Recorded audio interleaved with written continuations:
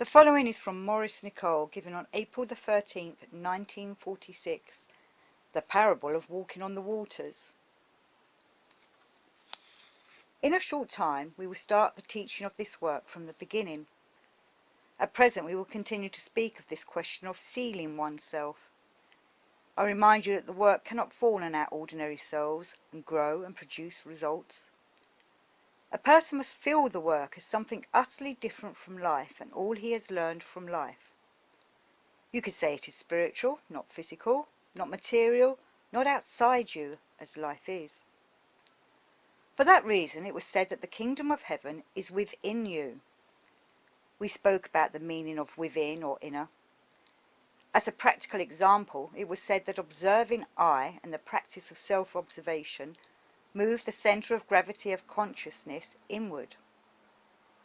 You begin to see yourself as something outer, acquired. You do not just be yourself. You begin to see a new you. This is a movement inwards. Tonight I wish to refer to the parable of Christ walking on the waters in connection with the idea that we must seal ourselves. We must seal ourselves sometimes from life and from the way we take life. They are really the same, but not quite. The man, the woman, easily upset, must seal themselves from life, that is, from what upsets them. But this depends whether they can separate from that side which is upset. So it is a sealing of oneself from life and from one's mechanical personality, which latter determines for one how one reacts to life, takes life, judges life, and feels one is right or wrong. In my case, I may be able to seal myself from Dr. Nicoll and the way he takes everything. That does not mean that I overcome Dr. Nicoll. It means simply that I have a place, a locked room, a private room, where Dr. Nicoll cannot enter. Here the work can grow.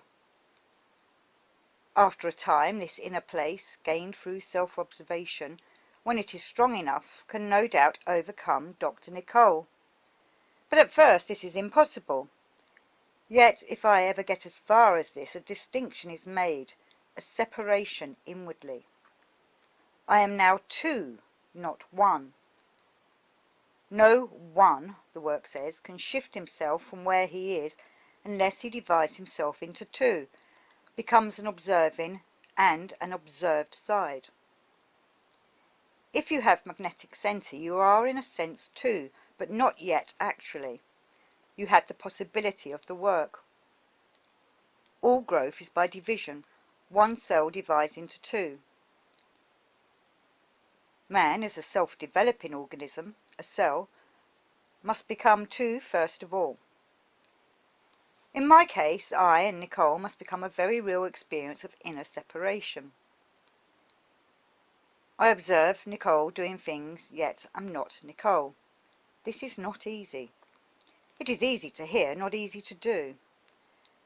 To do what the work teaches is one thing, to hear what it says is another. The second note in the work octave of personal development is, we are told, to apply what the work teaches to ourselves. This is not understood save after long contact with the ideas and a real struggle about the whole matter. The work begins to fight with life in you. People say, for instance, "Oh, the meeting was all about self-observation, and we've heard all that so often." No doubt you have, but have you really ever observed yourself consciously and uncritically and looked at yourself from this absolutely neutral angle, where no self-justifying or exercises count? Or are you all the time taking yourself as yourself and thinking it is the only way to take life? In the parable about walking on the waters, we have an idea that exists in different form in the work. Suppose we could always remember ourselves. Then we should be at the third level of consciousness, and all that took place lower down at the second level, where in my case Nicoll exists, the so-called waking state of consciousness would have no power over me.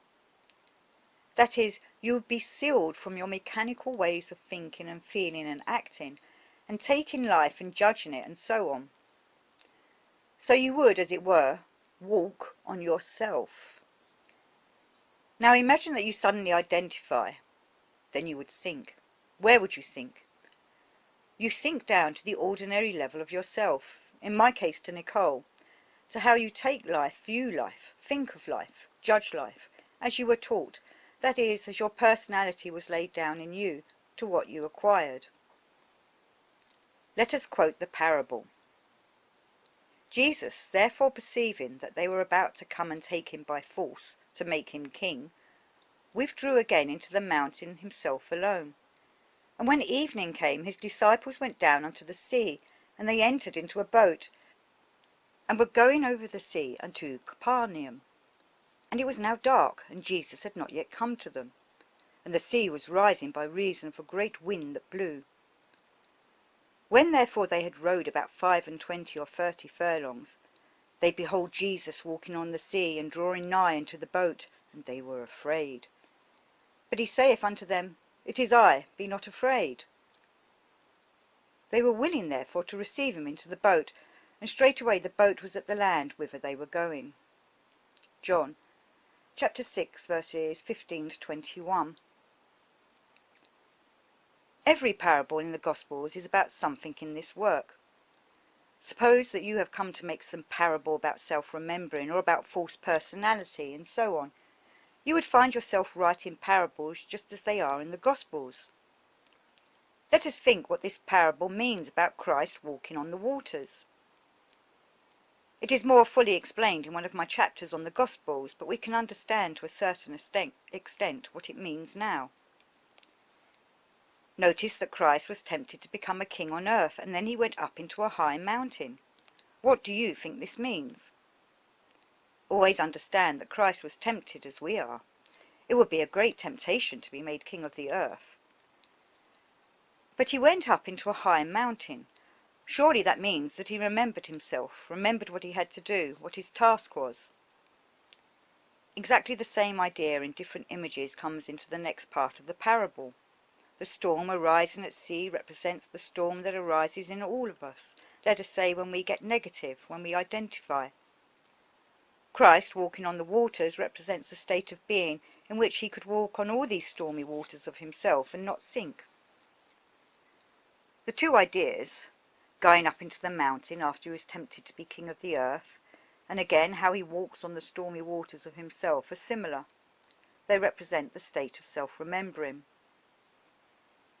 And the interesting thing is that when Christ says, "It is I," the Greek construction is very emphatic. Literally it means, "I am I," which, as you know, is the definition of Jehovah, who said once, "I am that I am." The third state of consciousness, which none of us has attained except in flashes, is that state in which one remembers oneself. One becomes I above all the other little I's in oneself. So you can see that these illustrations in these parables are about self-remembering, showing how Christ had the complete power of remembering himself, of finding real I in himself, which gave him power over all his life I's. And this, of course, means that he can conceal himself from himself and the effects of life on his human self. Two sides of self-remembering are spoken about in this parable. When Jesus withdrew himself into the mountain, he remembered himself in what we can call a passive way. That is, he withdrew himself from himself and reached a higher state of consciousness in which no further contact existed with his lower I's. Then we find that the other side of self-remembering is also mentioned. He went down into the stormy sea and walked on it. One of the greatest teachings of this work is that we are not properly conscious, and that we cannot do anything with ourselves in a real way until we begin to reach the higher level of consciousness called self-remembering, self-consciousness, self-awareness. You will remember that I spoke to you all about this recently when I said that the driver has to climb up to a higher level, otherwise he cannot drive his horse and carriage. The practice of self-remembering is possibly not so difficult as you think. It is a rising above one's stormy seas, above one's personalities, jealousies, envies, anxieties, cares, and all the rest. Many times it has been said to you that unless you believe that there is a higher level both in yourself and in the categories of mankind, for example, a conscious circle of men, you will not be able to remember yourself. If you have magnetic center in you, you have always known in a strange way that there is something higher. But magnetic center by itself can only lead you to the work and cannot keep you in it. If you hear the work with your mind and not with your external ears, you begin to see what it is about. You begin to find in yourself endless verifications.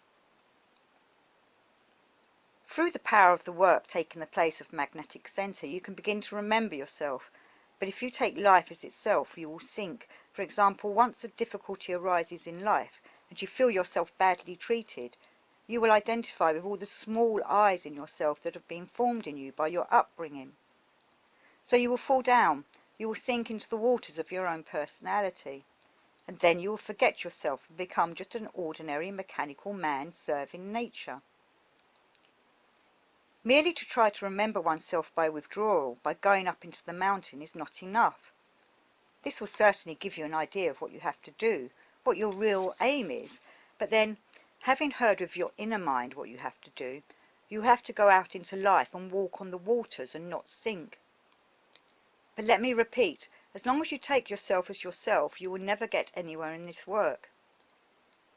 If you cannot observe yourself, you cannot shift from where you are.